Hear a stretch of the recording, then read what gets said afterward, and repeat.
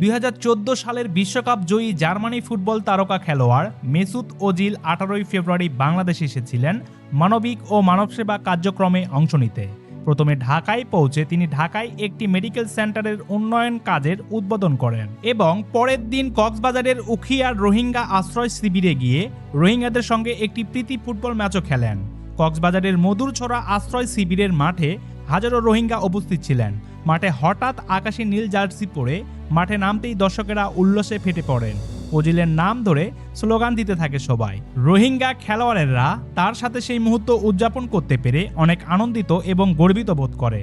অনেকেই জড়িয়ে ধরে সেলফি তুলে স্মৃতির মুহূর্ত তৈরি করার চেষ্টা করেছে। এক পর্যায়ে বল পায়ে নিয়ে একটি গোলও করে ফেলেন মেসুত ওজিল। এই প্রীতি ফুটবল ম্যাচ আয়োজন করে তুরস্ক সরকারের সহযোগী সংস্থা। মহামানবিক আমোদ আনন্দের পাশাপাশি অনুষ্ঠানে ছিলেন রোহিঙ্গা শরণার্থী ত্রাণ ও প্রত্যাবাসন কমিশনের কর্মকর্তা, বিভিন্ন জাতীয় ও আন্তর্জাতিক সংস্থার প্রতিনিধিগণ। শিবির পরিদর্শনের পাশাপাশি তিনি রোহিঙ্গাদের সঙ্গে প্রথম রমজানের ইফতারের অংশ নিয়েছেন এবং তাদের জীবনযাত্রা সম্পর্কে গভীর সহানুভূতি প্রকাশ করেছেন। সম্মানিত ভিউয়ার্স, এমন মানবিক উদ্যোগ যে কেবল খেলা নয়, আশা ও ভালোবাসার যুগল বন্ধন, তা মেসুত ওজিল প্রমাণ করে গেছেন বাংলাদেশে এসে। মেসুত ওজিলের বাংলাদেশের আগমন নিয়ে আপনার যদি কোনো মতামত থাকে তাহলে আপনি ভিডিওর নিচে কমেন্ট করে জানাতে পারেন। ভিডিওটি ভালো লাগলে একটি লাইক দিয়ে আমাদের চ্যানেলটি সাবস্ক্রাইব করে রাখবেন।